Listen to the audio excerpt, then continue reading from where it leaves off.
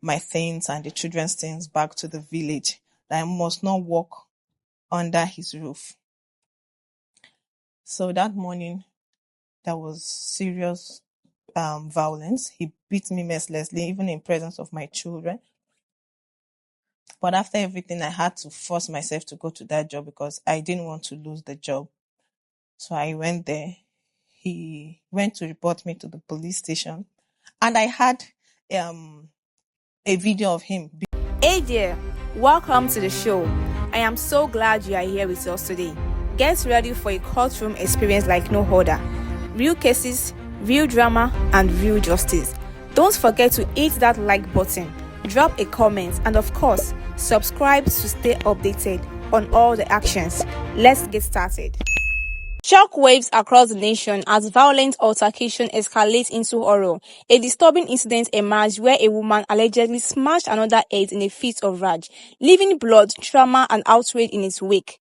Eyewitnesses say what began as a heated exchange spiraled into a brutal scene that has now ignited public anger, fierce debate about morality and collapse of social values, and the alarming rise of lawlessness. Critics asked, how did we get here as a nation where human life can be engendered over tribal matters and where violence is becoming the first language of disputes? All rise. Court in session. Honorable Judge Funmi Asaolu preside.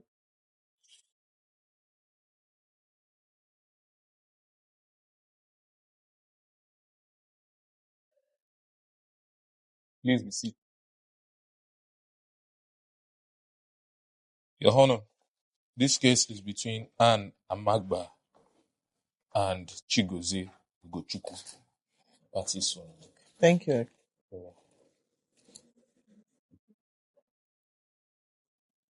Anne Amagba, you brought Chigozie to court. Yes, Your Honor. Why? You said he's your husband. Yes, Your And Honor. he left you and 3 children. Yes, Your Honor. And he's living with another woman that has 4 children. Yes, Your Honor. Is that true? And when she decided to get a job, Yes, Your Honor. he came back Yes, Your Honor. and beat you Yes, Your Honor. and told your boss to sack you. Yes, Your Honor. He said we no longer pay for the house you are living with your children. Yes, Your Honor. And he came with talks to beat you up. Yes, Your Honor. And they took away some of the properties, Yes, including your personal belongings. Yes, Your Honor. And that his mistress also threatened your life. Yes, Your Honor. That's a case against you. And this is your defense. The documents to support you. But I'll just give you the brief summary of your defense for you to hear. All right. You said she's denying you access to your children. She doesn't allow the children to come to you. You have the proof that you've been providing for the children as much as you can. You've been sending her money for the children's upkeep. You want access to your children because you don't know the children's whereabouts right now. It's almost 3 months you've not seen your children. She said you can't speak to them on phone, right? Yes. We have been told that we can share the stay of the kids through weekends and holidays, but she has disobeyed all of this warning of Lagos State sexual and domestic violence ruling. All I'm asking for is to have access to my children. You have a lot of documents. So, you heard him. Yes, Your Honor. Have you been denying him access to the children? Not at all, Your Honor. Okay. He said so because I told him I can no longer live in Lagos. I want to relocate out of Lagos. So I sent him a message, told him where I'm relocating to, and then tell him it anytime he wants to see his children, he can just let me know, and then I'll tell him where he can come and see them. Talking about disobeying Domestic and Sexual Violence Agency. He is the one that actually disobeyed them, because when we went there, Who went to report them? I did. Okay. I went there when he seized my kids, took them to his mistress, who have 4 kids already. And then they kept my kids for 10 days, denied me access to them. I could not speak to my kids or even go close to them. So I had to take the case to Domestic and Sexual Violence. We went there. After all said and done, he signed an agreement that he was going to provide 4,000 naira daily. Though before then he does more than that. But there he said he will pay 4,000 naira daily. And then we left. For more than 2 weeks, 1 month, he didn't send a dime. I had to go back to them. When they invited him again, he started sending 1,000 naira daily for the 3 kids. How he does it was 3,000 every 3 days. I still had to go back. They invited him. So the next thing he did was to take me to Zone 2 at Island, writing a petition against me and then the policewoman, the head, DP or something of Alausa Police Department. So after they went there, he also still signed an agreement that he would do 12,500 weekly. After like 3 weeks, he stopped. And then he started doing it randomly. Maybe in a week he would send 5,000. Sometimes he wouldn't even send at all. That is how he has been doing that. And then he knows I'm doing nothing, because he actually went to my boss and demanded I'm sacked from work. And then you all know, this man left me and the kids since last year, October. After some months, he came back. And each time he comes back, he comes with violence. After the violence, he would go until January 8th, because I was supposed to resume fully at that job, January 8th. He came before that date. And then the morning of that day was a Monday, and that was the resumption of my children. I was just alone with my children. Then he came back. After preparing the kids for school, I was also prepared for work. He stood up and said I was going nowhere, that I have to pack my things and the children's things back to the village, that I must not walk under his roof. So that morning, there was serious violence. He beat me mercilessly, even in presence of my children. But after everything, I had to force myself to go to that job because I didn't want to lose the job. So I went there. He went to report me to the police station. And I had a video of him beating me that morning. He went to the police to report. We had our statement and everything. And he left January 8th. From that January 8th, for months, he did not come back. At a point, he stopped sending the upkeep of the children. So that was when he said he would only do 5,000 weekly. I didn't want any violence. I didn't want any. I said, fine. Though, yeah, at that point, any little money I had, I buy some things bulk. So when he dropped that message of he'll be dropping 5,000 weekly, I said, no problem, your shop is not far, because his business place is not far. Each time I exhaust that 5,000 naira, I just quietly bring the children to you and then let you know there's no more food at home for them to eat. So that was what I did actually, when he now seized the children from me and took them to his mistress. They spent 10 days there. I could not see them. It was the next day I had to go to Domestic and Sexual Violence Agency. So our appointment happened to be like 9 days after. That was when we went there, and then I told him to release the children to me. I had never denied him access to the children. It is just him that doesn't want. He comes maybe once in a month or once in 2 weeks to see the children or stuff like that.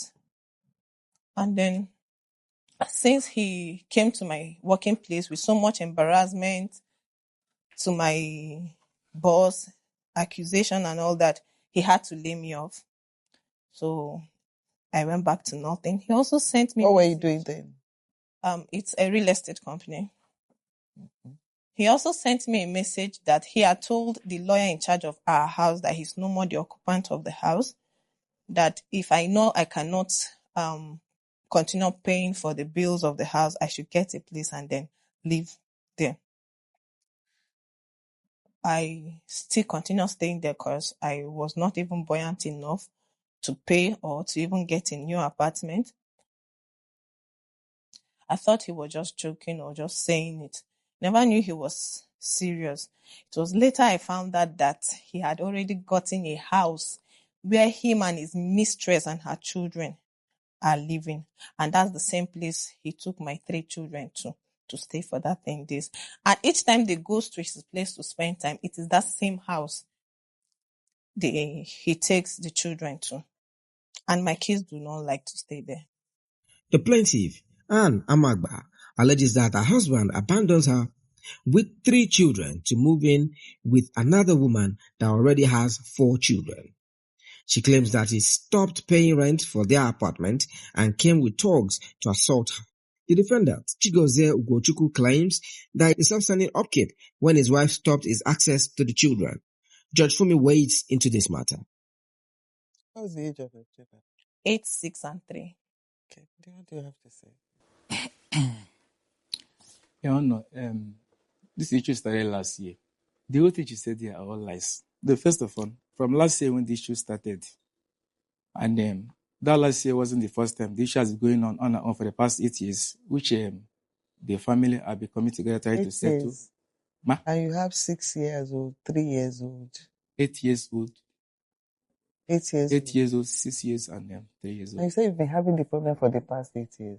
Yes, almost In 8 years. between, you know, you understand what I'm almost trying 8 to years. say. You're still having children and everything. So somehow you were able to work it out somehow. So how come it suddenly degenerated to this level? When the father was alive, he has been the one managing the situation, and we keep managing, believing that tomorrow things will get better. But when the father died, she made one comment that the father who has been keeping her in the marriage now is no more, that she will do what she wants. So I thought it's a joke. Then that last year, when the church started building up, I called the elder brother, which the younger brother told him that whenever she started all of this as stubbornness and fighting, I should tell that one. That one is the only person she listened to. Then I called the elder brother, Chidebre, and explained to him everything she has been doing. That one didn't get back to me. And after like a month again, I called him again to remind him. I said, I complained something about your sister. He didn't say anything. He still did not say anything. Then after like, I think a week after, he now called me with threat.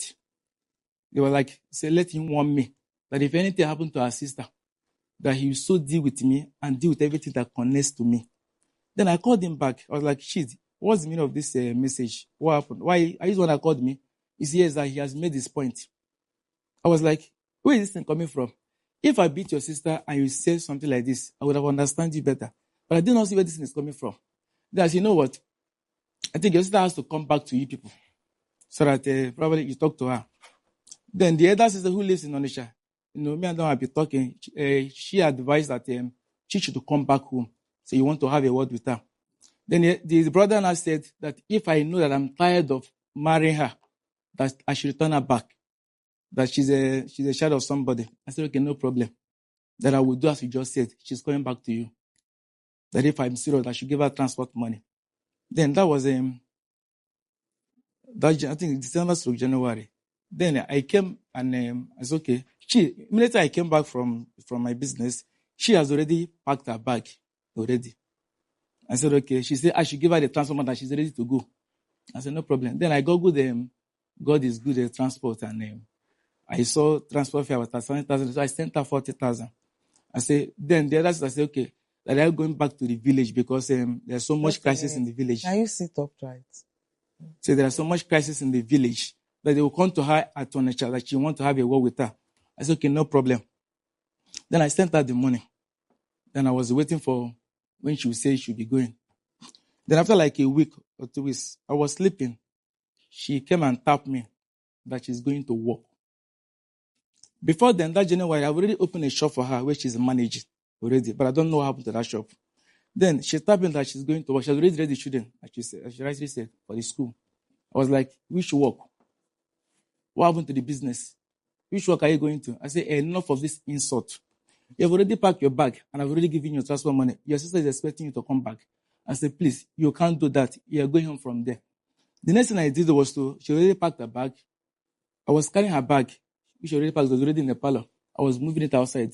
The next thing she did was to go behind me, take her shoe and hit me on my head. The video is here. She's not claiming that I beat her. But whereas she was the one, I was like, you see, look at what you have done to me. I'm not going to do anything to you. Then when she found out what she has done, then I called one policeman very close to us and narrated the whole situation. The one was like, I should come to the station. And when I went to the station and report the whole issue. So the police people there were angry. They said they want to go and arrest her. I told them not to arrest her. They should have a child of 2 years old. I don't want to arrest. I only come here to just make this complaint. Then, it's not quite long, the younger brother came, who was living with me before. I don't know whether she was one according to her. I don't know. The one came with angry face. The way I looked at him, like he came to fight. But immediately he saw me, saw the whole thing. He was tired. I was telling the brother, say, Nnamdi, me and your sister can no longer sleep under the same roof. Look at what she has done to me. In my entire life of existence, I have not fought with anybody, even to the extent of somebody giving me this type of injury. And if not God has saved me, I would have been a dead person. I say, is it your sister lives now or I live? The brother was like, there's no way the sister will live with the children now. That I just gave him that. That day was on Monday. I just gave him that week that he will make sure that the sister lives. But the whole thing is even tired of. He's tired of the whole thing. I said, you know what? I will take the excuse till after that 1 week that you have given me. Then she said they will transfer me. So then that day I left the house. I was there, I left the house. Then I was sleeping in the shop. Sometimes I sleep in the hotel. Sometimes I go to my friend's place to stay. Then 2 days after, I saw my son in a dream. According to I saw in the dream, I wasn't happy. So what I did, I think 3 days or so. So I went to the school to see them. Then I saw my children in school. I was like, okay, how are you? People say they are fine. I say, when the mommy normally come to pick you. You say the mommy usually come very late. Sometimes 6 or sometimes mommy Munashi will be the one to come and pick them. I look at what the children were going through. Then the house, the foreigner was living with us. By that time, she traveled for her sister's marriage. So I have to call the house of Kelechi. Say, please, hasten whatever you are doing and come back on time for the sake of these children. I even had to send her to an additional transfer money for her to come fast. So, and she listened to me and she came the next 2 days. And when she got Kelechi, now see, your work will be sitting on these children. Make sure you take care of these children for me very, very well. Then, and this will be happening. Then I keep on sending the money that I'm sending. So in some of this time, I've been the one going to the children's school for their what they usually call it, open day or things like that. So whenever I go there, I find out that my son and daughter are lagging behind. So the whole thing, I became so much worried. Then I was not asking Kelechi, is your the children mother? Is she not always at home? Even before she complained, even they say people have already complained to me that she comes back late in the night, around after 11, because then as of that I was no longer in the house, late in the night. So when I had this complaint from school, I have to call the boss, because one time he called me for marketing their business for me to buy. Then I have to call the boss, say, please, I want to find out, when is you people's resumption time and closing time?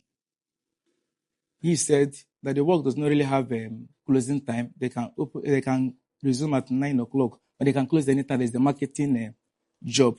I said, okay, that's all I want to find out. Then I was like, you should have planned your work or whatever, even though I'm not aware of the job. All I know is I opened a shop for you where you're supposed to be managing. I don't know what happened to the business. And I found out she already closed up the business. Which one is now work? I said, well, nevertheless, for the peace to reign, I said, it's for the plan your job with your children. It's not the house self I'm married to take care of the children. It's the house of marriage. The house is already there just to assist you while leaving the whole thing in the hands of the house self. So this thing keep on happening, and I see my children lacking, especially in their area of their studies. So Before now, my daughter was molested in that house by a 70-year-old man due to her negligence and the negligence of the house help. Were you staying together then? Yes, we were staying together at that time. So then I took up the case and arrested the man. So the man spent like some days there. Then after then, I gave her money to take the child to the hospital.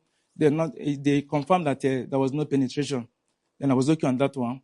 Then, after like one particular Monday like that, so I came to the shop. I saw my children. That was I think after children have stayed 1 week, made time break. So in the following week, they're supposed to resume. I saw my children in the shop. When I came that day, I wasn't feeling fine. I came to the shop late, around after 12. I saw the children in the shop. I was like, Kelechi, are they not feeling fine? Why are the children here?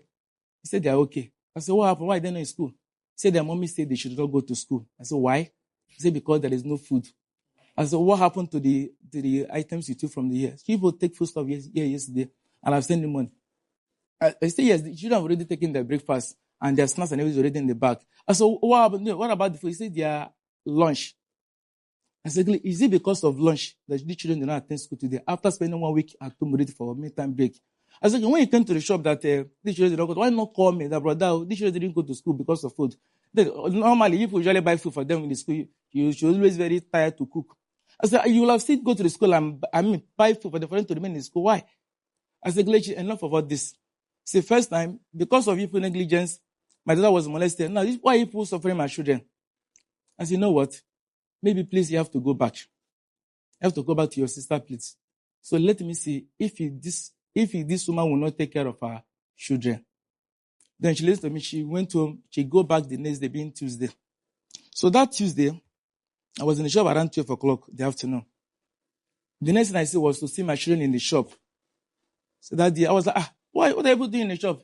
He said their mommy dropped them. I said, where is your mommy? I came outside to see if I would see their mommy. Because my shop, if I'm inside, I don't see anybody that is outside. The minute I came out, the neighbor outside was like, she took the same bag that brought them, took her away. So I was like, what kind of thing is this? Then not quite long, the school called me. I said, why are the children not in the school? I said, their mother came and dropped them for me now, but the children would have been them to school tomorrow. I said, okay. So then I put a call through to the elder sister that lives in Naija. I said, look at what your sister did now. And I called the younger brother too, and also called the maternal uncle, 3 of them that same day. Look at what is happening now. He said, okay. Then I waited till night. When it was approaching the evening, I said, these children need to go to the school tomorrow. So I went to the house to get their school uniform. Then I took them to where I was staying to get their school uniform. So they ready in the shop. Then I was waiting, thinking that she that dropped them in the shop around that time will come back in the night to pick them. But she never come back. Then in the night around that, I even closed the waiting because I was thinking that she would come back to pick them. She didn't come back. I waited till 11. She didn't come back. At the shop? At the shop, yes. Before you go home? Before I go home. Because I was thinking whether she would come back. She didn't come. Then, immediately, what I did was to call the elder sister again. I said, Ada, look at the time now. I've not seen your sister. And I called the maternal uncle, Mr. Ugochukwu. I said, CCO. Okay. And I called the younger brother too. You were with the children and you were waiting for her to pick them before you will go home? No, at that time, I wasn't at home that time. I've already left the house. That's what I'm saying. Before you will go to yes, so I will go home. Yes. So that she can take the children. Yes, back home. But she didn't come back that day. So now I confirm what I'm saying now. I called the 3 of the family members, the elder sister that lives in Onitsha, the maternal uncle, Mr. Gochuku, and the younger brother Nam that lives in Lagos here. I called and said, look, people should call her to know where she is. I don't know. Then I closed. And after that, I even stopped myself because they were already sleeping. So I took them to where I was staying. So the next day, I prepared them and took them to school. Then I went to the school. I told them how much is their food, that I could not make food for them. They told me 1,000 naira. Then I counted 3,000 to give to the school. They said, no, 1,000 naira for 3 of them. I said, will it be enough for them? He said, yes, now that's how they'll be buying here. Immediately tears run down. I said, is it because of 1,000 naira this woman could not give her children for them to stay in the school yesterday and today? Not that they were not eating their breakfast. So when I come back, I called the boss again. I said, please, is she collecting salary? The boss said, yes. Like even since October, she has been collecting salary. Even this last month that ended, they paid her 100,000 naira. I was like, you were paying 100,000, I think 2 days before that day. Then you could not spend 1,000 naira for the children to eat. Because when she started this work, I said, okay, since you're now working already, I'm no longer going to be taking the full responsibility said, I will do some. You now, as a working class lady, you should be able to contribute some. Because for the past 8 years, I've been doing the whole thing, down to the matches. She has not been doing anything. And that was the reason why I've been opening shop. But I've opened 8 different businesses for her, which she ran down. One that never come out from there till today. So when she says she's now working, which I'm not in stop, I don't even know when she get to us. Okay, I started earning salary. You should be able to share part of the bill. That's what I say, why I reduced the amount I was sending. From what to what? Ma? You reduce from what to what?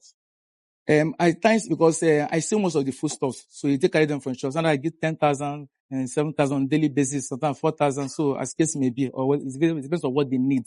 And so almost all the products I usually buy them bag of. I usually buy them and keep in the house. So just other things. Understand? So what I say she'll be able to support, now just like maybe little things like maybe like Maggi or whatever, because I do down to the matches. I mean, is there any other things smaller in the house? I do down to the listing in the house, but she doesn't do anything. Which I say, okay, since now you're now working. And you have worked for like up to 3 months now. Until you'll be able to do one or two, even if it's matches or Maggi or whatever. So when this when I told the I want to ask a question. Okay. At the Lagos State Sexual and Domestic Violence, did you get any report there, agreement that you put some? Yes, ma'am. I think that's where we should start. Where is Yes, ma'am. Who has a copy? Agreement? No.